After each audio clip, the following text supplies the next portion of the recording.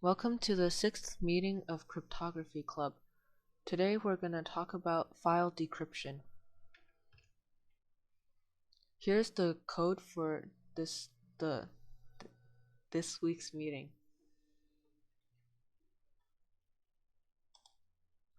So I'll run it once to see what it looks like. So this code is under the same folder as a ciphertext document, which contains the ciphertext that we generated last meeting.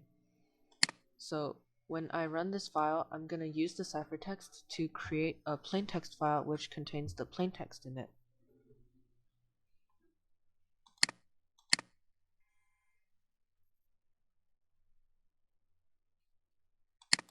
So after we run it, it's going to give us a lot of possible plaintexts with different offsets. We need to look to see which one looks like the plaintext, and it's pretty obvious that only the one with an offset of 25 is readable, and then we're gonna input it and tell the program which one is the correct offset. So here's gonna be 25, and then it prints the plaintext again and creates a plaintext file with the plaintext in it. So we can look in the folder again, and there is the plaintext in it now.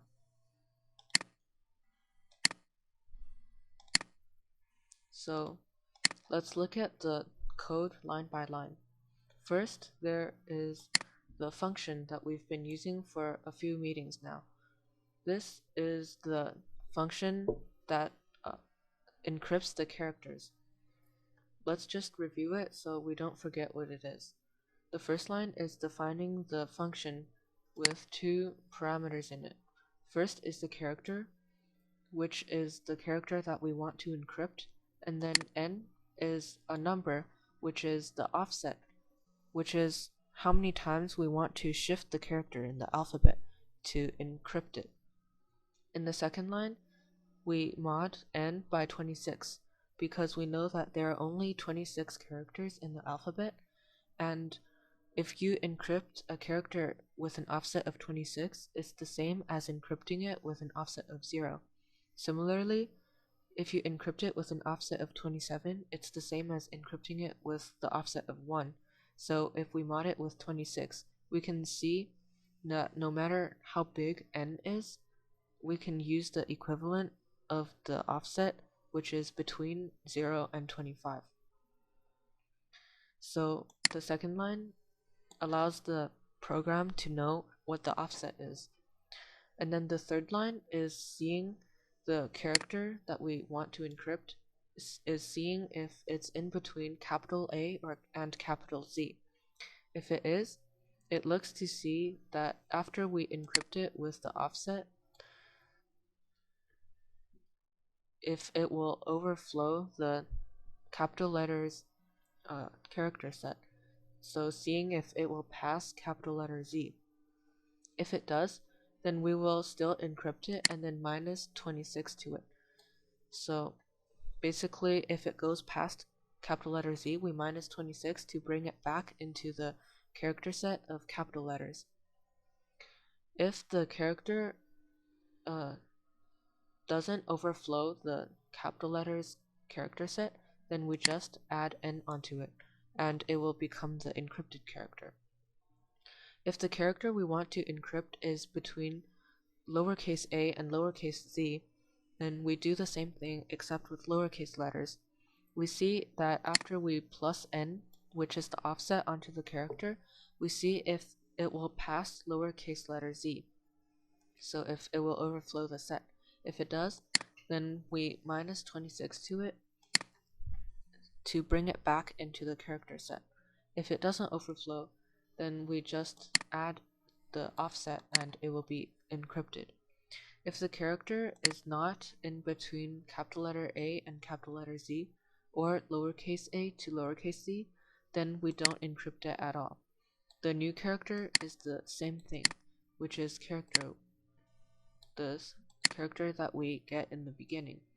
So some characters that will satisfy this condition will be spaces, punctuation, and numbers and special symbols. And then lastly, after we finish encrypting this character, we will return it. So new character is either from here, here, here, or here. And then that's the encryption of one of the characters. So we will use this function on every character that we want to encrypt. Now let's look at the rest of the program. First, there is ciphertext.txt, and then we give that to fname. And then we open this ciphertext.txt in reading mode. That means we can't edit it or anything. And then we read it and give that string that we read to the variable called ptxt. After we read it, we close the file. And then over here, ptxt was the string of the ciphertext. And this ciphertext was obtained online, which means it wasn't safe, and that's why it was encrypted. So now we're trying to decrypt it. We give the ciphertext string to a new variable called character string. And then there is a nested loop. So this nested loop over here is basically encrypting the ciphertext string again with the offsets from 1 all the way to 25, because there are only 26 letters in the alphabet, so there are only 26 possibilities of the plaintext. So we can basically encrypt the ciphertext again to try to find the plaintext. So first, we have this range from 1 to 26. This means that during the first loop, this range will be a 1. During the second loop, it will be a 2, all the way to the 25th loop, where range will be 25. So the first time, the offset is a 1. And then here, we're basically just encrypting it, and it's the same as before. So we have an empty character string here, and then this is the inner loop of the nested loops. So for each character in character string, we're gonna encrypt it with the function we talked about at the top. And then after it's encrypted, we give it to this variable called newString. And we do that to every single character, and we add it on to newString every time. After every single character in the ciphertext string has been encrypted again, this inner loop will finish, and we will come to this line, which prints offset, and then which is a string, and then a number. So the first time, the offset is a 1 over here. So it prints offset colon 1, which is what we see over here.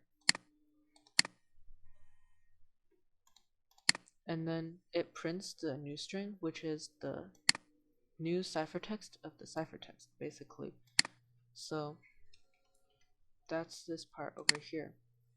We encrypted the ciphertext again with an offset of 1, and this is the first possibility of the plaintext. And then we print something empty, which allows it to skip a line. And then that's finishing the first round of the outer loop.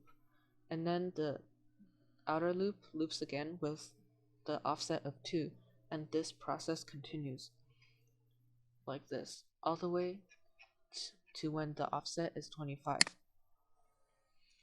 That's when the outer loop finishes too. And then afterwards we come over here. It says Python puts an input, so it prints good offset is, and then whatever the person types will be given to the variable pick offset. So over here it prints good offset is, and then allows us to input something. This number that we input here is given to this variable, so that we can let the computer know which one is the right plaintext, because the computer can generate all of the possible plaintext for us, but we need to figure out which one is the best. And then this number that we give to pick offset is not an integer, and it's a string, but we want it to be an integer so we can use it in the offset. So we do offset equals int pick offset.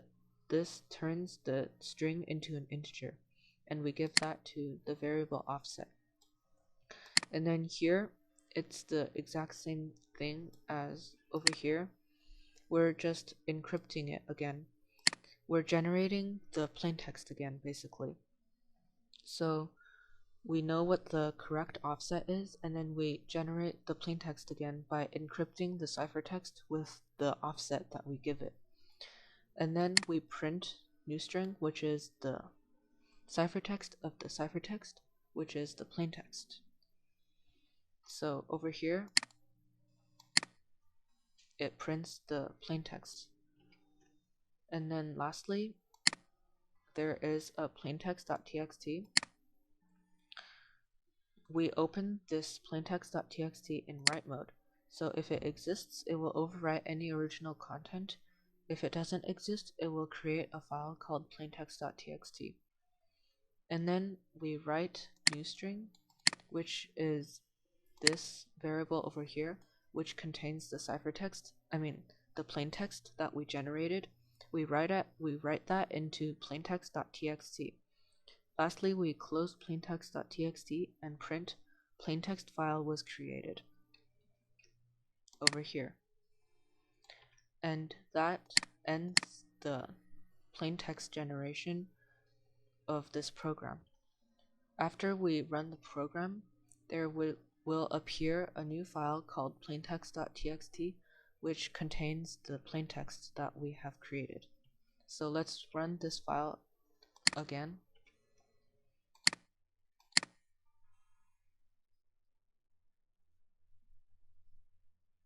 It gives us all the possibilities of the plaintext, and we see that the reasonable one is when offset is 25, so we input 25. It gives us the plaintext and creates the plaintext file. Now we can go to the folder and find it, and if we want, we can share it to different people and do more things with it easier. For this time's activity is to decrypt the ciphertexts that we have sent in the program number 5 ciphertexts channel. Because it's gonna be winter break, so this time is just a fun activity, and have fun with it. Thank you for watching.